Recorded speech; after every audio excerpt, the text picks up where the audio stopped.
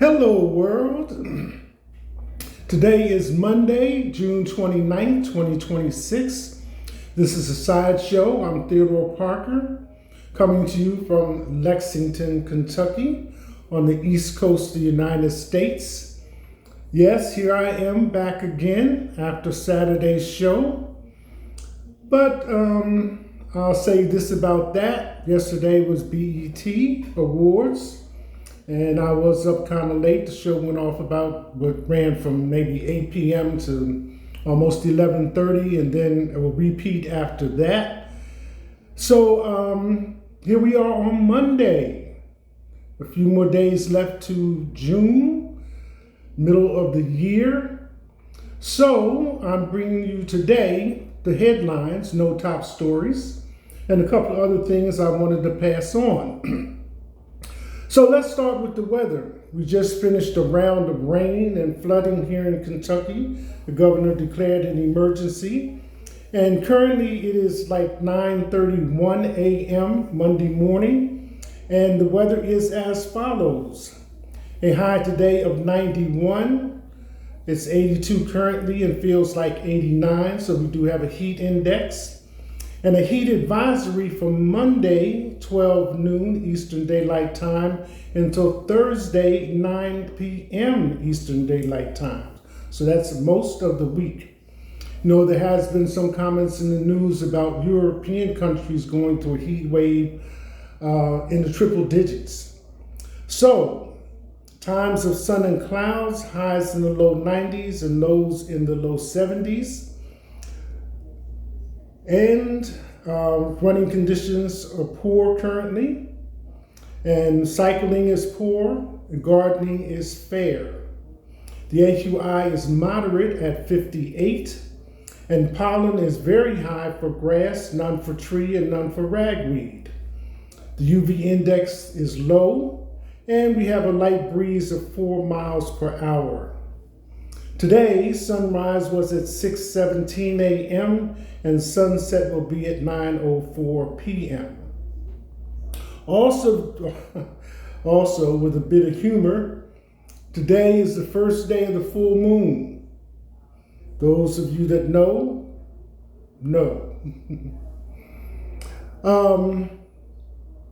The headlines for today. Starting out with the first one, I was pretty limited. Malachi Marino gives honest assessment of Kentucky past and what he wants to improve. This is a young man that's returning to Kentucky men's basketball with his eyes on improving his game.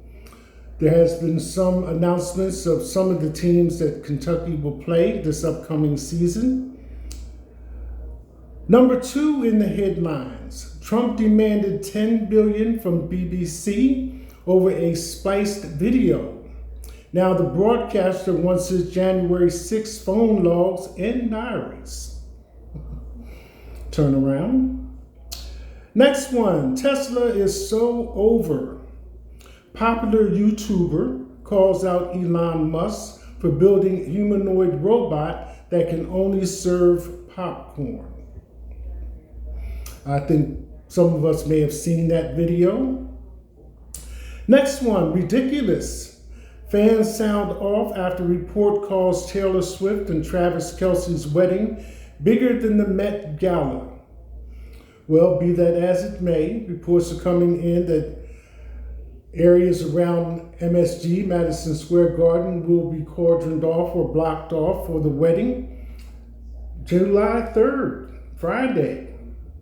An interesting thing about that, I read that her father, who was CEO for Merrill Lynch, if memory serves me correctly, and who has been handling her finances, was not given information regarding the guest list. And I find that kind of funny because anybody that's handling her finances but can't be trusted to keep their mouth closed about the guest list, that's got to be a little bit of humor in that. But be that as it may, I wish the best of Taylor Swift and Travis Kelce with their wedding plans and their wedding.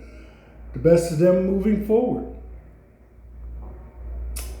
Next one, Jamal Morton. And it was commented that the reason they picked New York because it's central, I guess, as far as global things are concerned, as far as accessibility is concerned. Next one, Jamal Morton, a parenting influencer with 2.6 million followers, just lost his 2-year-old daughter to a drowning in his home pool on Father's Day. This is coming from Georgia. Jamal Morton, 33, known online as J. Amore and Mr. J, said Rose, the youngest of his 9 children with Jessica Morton, slipped out of the house on her own. So my sympathies to the family in regards to that.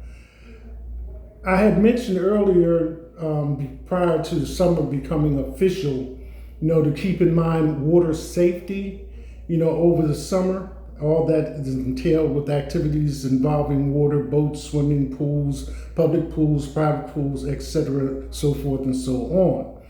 But it was based on the fact that I had seen a video that was posted by a woman about an incident that occurred at her home pool.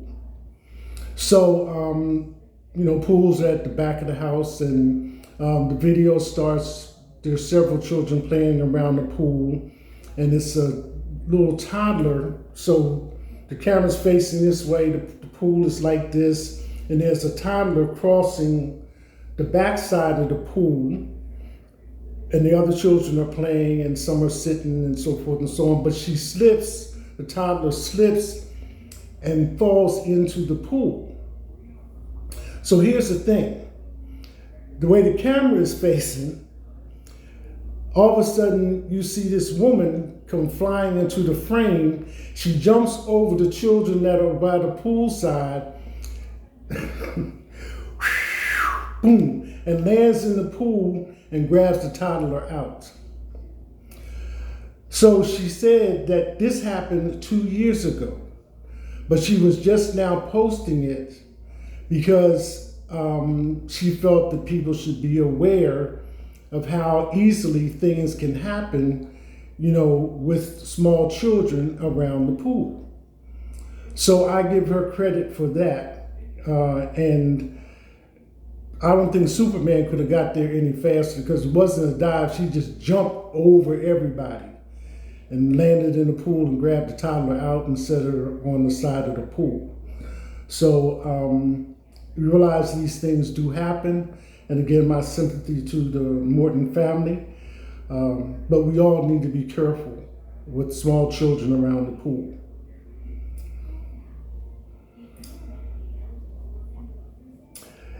It's sickening. Michelle Obama dragged for calling husbands Barack a mature, highly intelligent, and selfless president in new interview.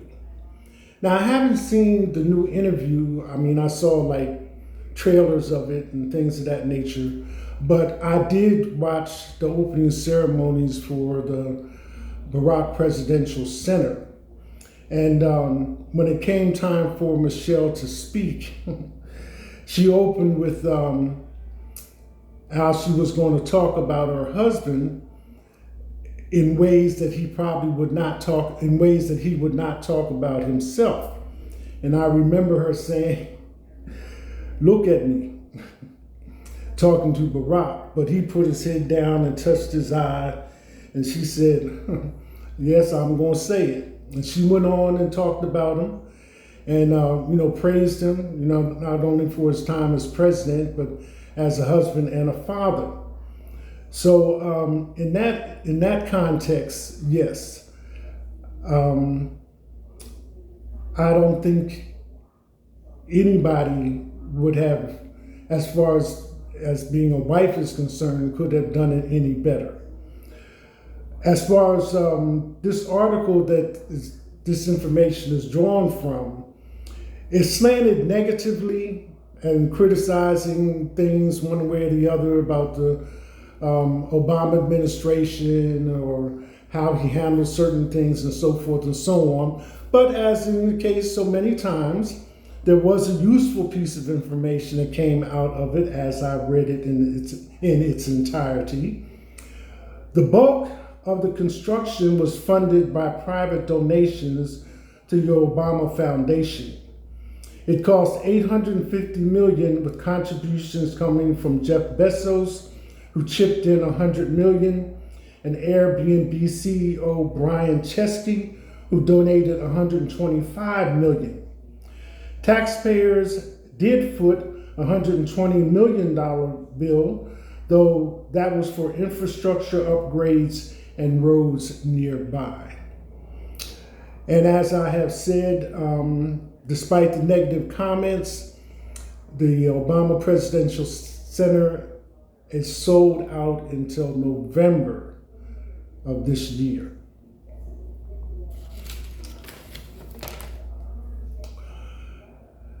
Next one, Warren Buffett said he'd fix America's deficit in 5 minutes by passing a law.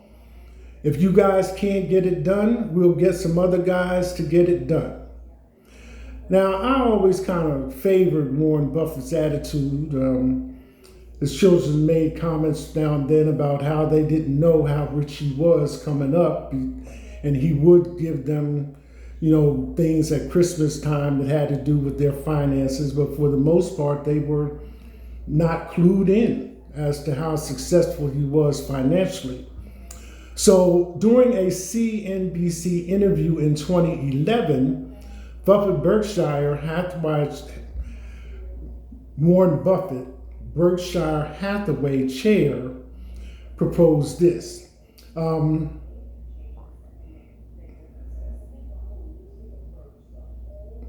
So I think, just if you're not aware, when it comes to finances, Warren Buffett has a very successful track record. So here and this comment is relates to the fact that this country is now in a position where the debt is greater than what the earning power of the country is presently during the Trump administration. So here's his solution to that situation. You just pass a law that says that anytime there's a deficit of more than 3% of GDP, gross domestic product, all sitting members of Congress are ineligible for re-election, Buffett said.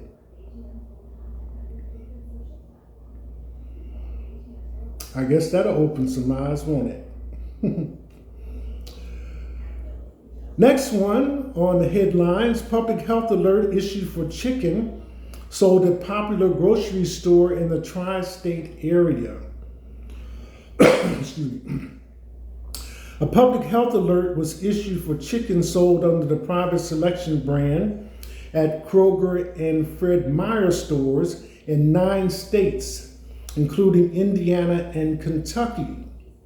So, chicken best buy date of June 28th, private selection. Best buy date of June 28, 2026, with a lot code of 15326A. And I think that's related to some type of chicken breast. So be aware. And this article was published a few hours ago. Next one, philanthropy leader of Warren Buffett and Bill Gates' giving pledge says children of billionaires are pushing them to give their wealth away faster. Now, this is kind of a two-sided thing to me because, children, when they reach young adulthood or get older and find out how well off their parents are financially, have a tendency to want to put their opinions on it and their 2 cents on it, et cetera, et cetera. As an adult with children, during the years when they could not do for themselves, it was their parents who did for them. So that decision-making process might be a little bit late and ill-timed in the least. That being said, whatever they have benefit from their parents' financial situation, being in an upper income tax bracket,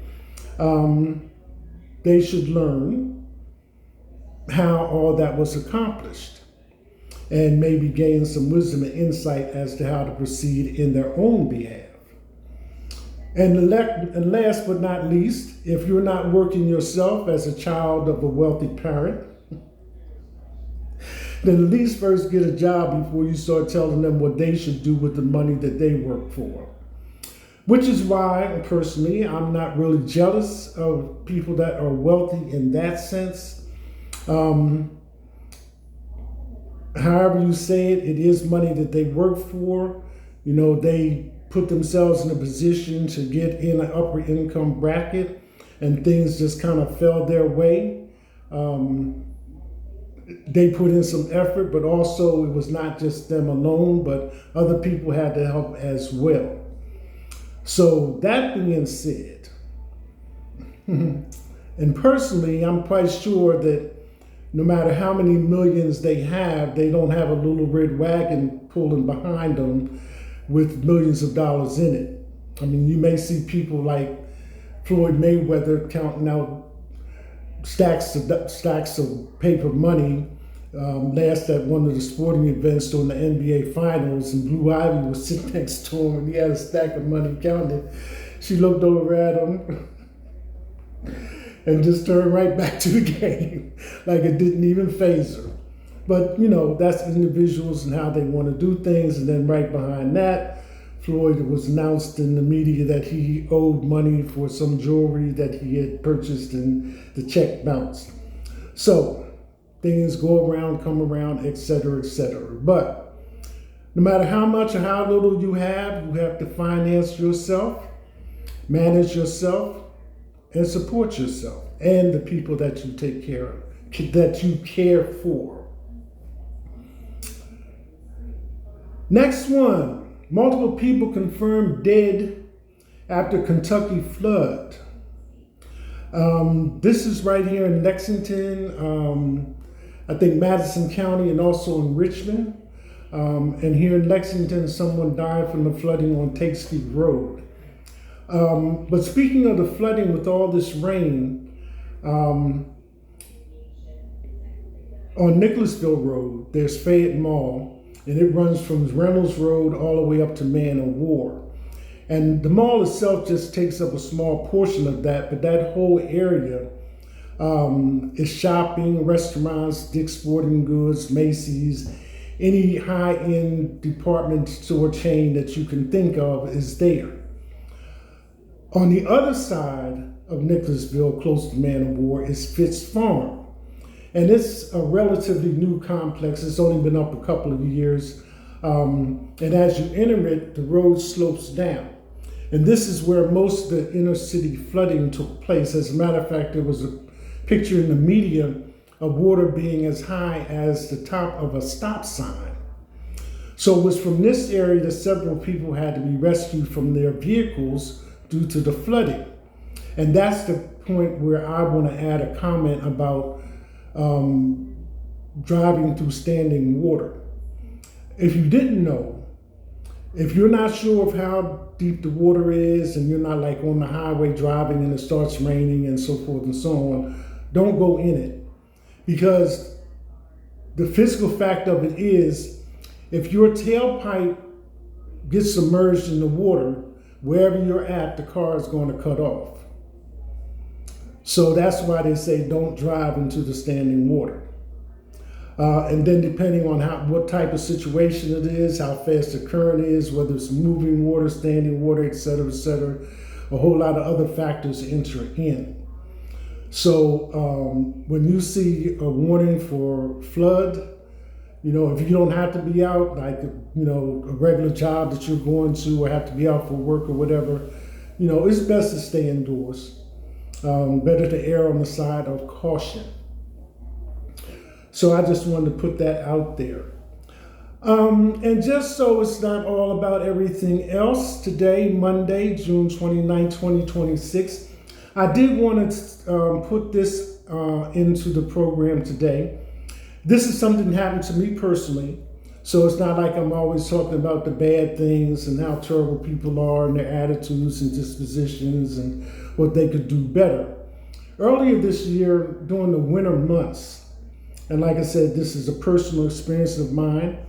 I think it was on a Friday, and I live in a high rise, so I got off the elevator, and there was a group of white people standing waiting for the elevator to get on. Several women and young children of school age. So we pass by each other. I'm getting off, they're getting on, and they're talking amongst themselves. And I go to my door, and there's all these groceries piled up in front of the door. And I did not connect the two things, but I saw that they came from Walmart. So I did not order them, and I thought it was a mistake, and somebody was waiting for their groceries, and they had been dropped at the wrong door, and I'm calling Walmart. And I guess on the week, for that particular occasion, I did not really get a response on the phone. So I had to reach up and get to management. And anyway, it took the whole weekend almost before I could get somebody on the phone about these groceries. And they were perishable, so I had to, put them up and put them away. And when I finally did get somebody on the phone, after a little bit of back and forth and exchange of information, come to find out they were given to me. They were given to me. And apparently the people that I passed at the elevator are the ones that brought them to me. So at this point, months later, I want to publicly thank you for your kindness. It was appreciated. You know who you are. This is a side show. I'm Theodore Parker. Today is Monday, June 29th, 2026. That's it. Hashtag